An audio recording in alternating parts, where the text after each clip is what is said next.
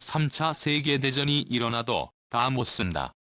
우리나라의 한군 관계자가 340만 발이나 비축된 100mm 포탄을 두고 내린 평가입니다. 우리나라는 과거 미군이 2차 세계대전부터 주력 화포로서 에어백의 계열 100mm 견인 곡사포 일명통꼴을 인기받아 국군 주력 화포로 써왔는데요. 현재 시점에서 전 세계를 통틀어 100mm 곡사포를 가장 많이 운용하는 국가는 우리나라입니다. 미군이 쓰던 것을 인기받은 것과 면허 생산을 하면서 우리 육군에는 2000분의 100mm 견인 곡사포를 가지게 됐고, 보유 중인 것 중에는 2차 대전과 6점 이후에 사용하던 장비도 남아 있습니다. 그에 따라 100mm 포탄을 비축하게 됐습니다. 문제는 155mm 곡사포가 개발되면서 105mm 견인 곡사포의 화력이나 사거리에서 나오는 메리트가 사라져도 되기 시작했는데요. 안녕하세요. 군사기밀 뉴스TV입니다. 알람 설정을 하시면 영상 업로드 시 바로 시청하실 수 있습니다. 시청해주셔서 감사합니다. 또한 우리나라에서도 T-55 자주포와 K-코 자주포가 개발되면서 운용하기 힘든 견인포는 더 이상 주력 화포로서의 입지를 잃었습니다. 이에 실사격 훈련됨으로써 고위과도 100mm 재고탄이 남아돌게 되는데요. 만약 안 쓰고 재고탄을 폐기 처리할 시에는 처리 비용만 6,800억 원이 듭니다. 이는 경제적으로도 불필요한 비용이 발생한 것입니다. 이 때문에 340만 발이나 되는 포탄도 갈기를 잃은 상태였는데요. 이에 삼성테크윈에서 우리나라 방사청에 100mm 견인 곡사포를 보급형 자주포로 개조하자는 제안을 하기도 했습니다.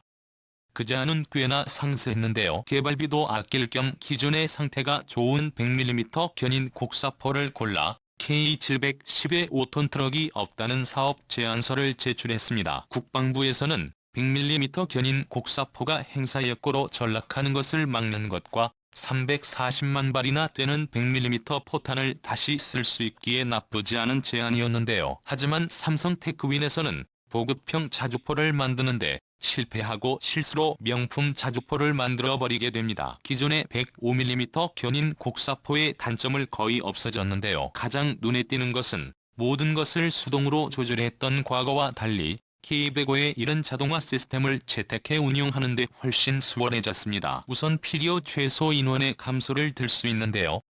기존 100mm 견인 곡사포를 운용하기 위해서는 10명의 인원이 필요했었습니다. 그 이유는 포 한 발을 쏘기 위해 엄청 많은 사전 작업을 요구했기 때문입니다. 포병으로 견인포나 박격포를 운용해보셨던 분들이라면 이해하실 거라 생각되는데요. 우선 운전병들이 포를 끌고 와 정위치시키고 포다리를 고정시키려면 땅을 파야 합니다. 겨울철이면 공랭이가 콩콩 치는 언 땅을 파는데 교대로 쉴 새 없이 한참을 땀 흘려야 합니다. 요즘 같은 날씨에 구형 100mm를 방열하고 초탄을 발사하는데 10명이서 4분 30초가 걸렸습니다. 반면 K105은 5명이 56을 소요했을 뿐입니다. 트럭을 이동해 주차하고 유압식 지지대로 차량을 고정시키면 발사 준비는 끝나게 됩니다.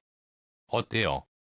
참 쉽죠. 여기에 최신식 사격 통제 장치와 시스템을 통합해버림으로써 후방에 할 때 더 이상 레버를 돌리지 않아도 되는데요. 포신을 조준하는 것도 조이스틱 같은 것을 이용해 자동으로 포신이 방향을 잡고 고각을 조절할 수 있습니다. 이 설명한 모든 것들이 1분도 안 되는 시간에 이루어지기 때문에 견인포의 초탄 발사 시간의 4분의 1도 안 되니 서두렸습니다. 이 모든 과정에서 사륜형 자주포를 가장 먼저 시작해 선구 역할을 하고 있는 네덜란드의 모비에이티도 1분 30초가 걸립니다. 포격이 이루어지고 진지를 이탈할 때는 더 빠른데요. 지지대만 울리고 출발하면 되기에 진지 이탈에 필요한 시간은 단 30초라는 경이로운 결과가 나왔습니다. 경계 사수도차에 탑재되어 있는 대역 중기관총을 이용해 경계를 서게 되기 때문에 올라타면 한 번도 안 내리고 작전이 끝날 때까지 경계를 유지할 수 있습니다. 힘들게 땅을 파지 않아도 되는 것만으로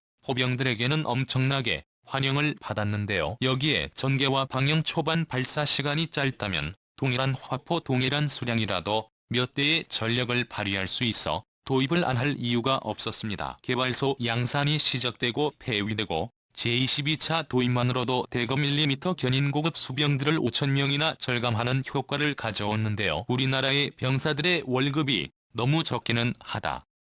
5,000명이 들어갈 인건비가 만만치 않은데요. 또한 무한궤도 방식을 채택하지 않고 차륜경을 채택해 개발비와 생산 단가를 엄청나게 줄여 대당 가격이 6억 정도밖에 안 됩니다. 전문가들은 K105의 도입은 경제적인 측면에서 이득을 봤다는 평가가 많습니다. 이렇게 도입된 K105에 있는 보병용 사주미 박격포를 대체하는 데 족겔고 같은 155mm 자주포는 4단급 작전에서만 쓰이기 때문에 여단급에서 단독 작전을 벌일 때는 마음 K2 자주포를 쓸 수 없었던 것이 사실입니다. 하지만 이제는 여단장 신발군에 K105에 보급됐는데요. 이에 여단장들의 마음을 한시름 놓게 했으며 마음대로 후방 포격 지원도 가능하게 됐습니다. 우리나라가 도태되는 100mm 포를 예술의 경지로 재탄생시킨 반면 일본도 코미디를 방불케 하는 차륜형 자주포를 개발해 그 모습을 방위장비청의 홈페이지에 공개했습니다. 우선 일본은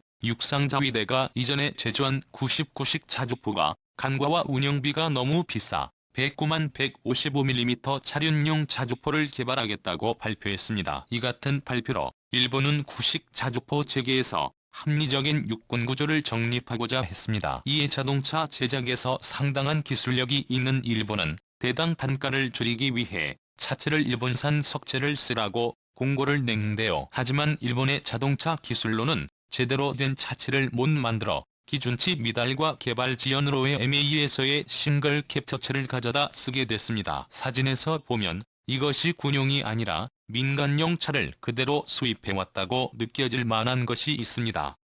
바로 운전석인데요. 일본의 차들은 운전석의 오른편에 있는 것에 반해 사진에서는 왼쪽에 운전석이 있습니다. 이는 일본의 차량 문화를 전혀 고려하지 않았다고 봐도 무방한데요. 이 때문에 19식 자주포의 제작 단가가 엄청나게 치솟았습니다. 일제 밖에 대당 7억인 하나로 70억 원을 자랑합니다. 이는 우리나라 계획도 자주포가 40억 원인 것을 안하면 약 2배 정도 비싼데요. 비싸도 너무 비싸. 중간에 무한궤도식으로 자세를 바뀌었나 싶어 개발된 19식 자주포의 사진을 살펴봤지만 정확히 철이 장착되었습니다. 이는 차륜형사 조포의 장점인 낮은 단가의 이점을 전혀 살리지 못했는데요. 가격을 아끼기 위해 99식 자주포에 탑재되는 포신을 그대로 채택하여 개발하였는데 우리나라의 K105의 1열 한 대 가격인 6억 원의 10배가 넘는 가격입니다. 일본 정부의 발표 당시 경제적 이유로 19식 차륜형 자주포를 개발하겠다는 말이 이유가 없을 정도입니다. 99식 자주포의 한 대 가격이 100억 원 정도인 것과 1999년부터 현재까지 배치된 99식 자주포의 총수량은 123대로 1년에 10대도 배치되지 못한 것을 생각하면 완전 거짓말까지는 아닌데 뭔가 석연치 않습니다. 외형은 말할 것도 없는데요. 19식 차륜형 자주포를 보고 있으며 영화의 매드맥스를 연상케 합니다. 매드맥스의 차처럼 차에 그냥 포만석 교수는 식입니다. 전면 방어 능력이라던가 포신 방어에 전혀 신경 쓰지 않고 공격력에 올인하면 전방 오픈카의 모습을 보여줍니다. 이런 19식 자주포의 문제점이 들려오자 더 황당한 주장을 하기 시작했는데요. 일본의 한 뉴스 매체는 방어력이 굳이 낮게 지붕 없는 자주포의 큰 메리트는 밀폐식과 설계 사상이 다르다라는 기사를 보도하였습니다. 이 기사의 내용을 요약하자면 오픈형 자주포가 지긋함과 임금의 폭발에서도 탑승자가 부상당할 우려가 있지만 전구가 낮아 가볍고 휴대성이 용이하고 차량 바퀴를 이용하기 때문에 트럭 등의 일반 차량처럼 일반 도로를 달려 고속도로에서 시속 100km를 달릴 수 있어 빠른 기동성을 확보할 수 있다고 말하는데요. 이러한 설계 사상이 다르기 때문에 같은 자주포라고 하더라도 한쪽은 완전 밀폐의 포탑을 장착하고 다른 쪽은 개방형 포를 개발했다며 물론 비용 면에서도 후자 쪽이 저렴하고 조달 비용을 억제하기 위해 개방형 포를 도입한다는 이유가 있다고 전했습니다. 한마디로 자주포를 타고 고속도로에서 기분을 내기 위해 오픈형으로 개발했다는 말로 들리는데요. 이런 황당무계한 해명에 일본 네티즌들도 어이없다는 댓글을 남겼습니다. 일본의 것은 가격에 비해 정말로 열등하다. 무기가 작동하지 않더라도 특공 옥션하는 것이 일본입니다. 내 수익의 모범을 보여준다고 생각합니다. 일본의 자주포는 해외에서 기존의 자주포 쌓아오는 것뿐이잖아. 공포탄이 구별도 하지 못하는 놈들이 육상자위대니까 무기도 종류만 늘려서 일본은 이런 무기를 가지고 있기 때문에서 들어오지 말아주세요라고 하기 위한 장식물이라 실전 능력 따위 기대해서는 안 되라는 반응을 보이며 자국의 무기 개발 행태에 대해 부끄러워하고 있습니다. 또한 가격이 이렇게 비싼데 운용 면에서는 전혀 개선되지 않았습니다. 19식 차륜형 자주포의 재원에서 운용 인원을 5명으로 말하고 있는데요. 이것은 최소 운용 인원을 말하고 있습니다. 설명하자면 우리나라의 105의 1의 최대 운용 인원은 5명으로 최소 운용 인원인 3명인 것과 큰 차이를 보이고 있습니다. 여기에는 기술적 한계가 있다고 생각되는데요. 이렇게 인원이 많이 필요한 이유는 자동장전 장치가 없기 때문입니다. 19시 차륜형 자주포가 포탄 한 발을 쏘기 위해서는 운전수들이 운전석에서 무언가 하고 있고 호용수들이 주섬주섬 발판을 내리고 방열을 시작합니다. 그 사이 탄약수들은 구경을 시작하는데요.